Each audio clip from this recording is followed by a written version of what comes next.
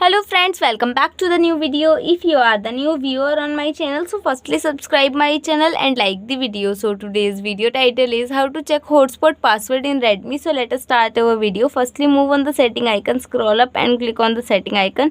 Here you will see, click on that. After that you will see many options, scroll up some more, and here you will see many options. You have to click on the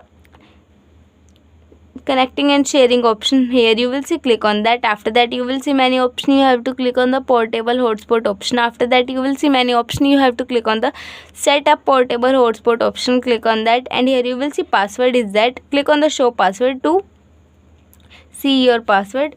My password is that. Here you will see from starting, show 3126 and then 3126. After that click on the back option. So I hope this video helps you to check hotspot password in your mobile phone. So please subscribe my channel and like the video. Thank you so much for watching our video.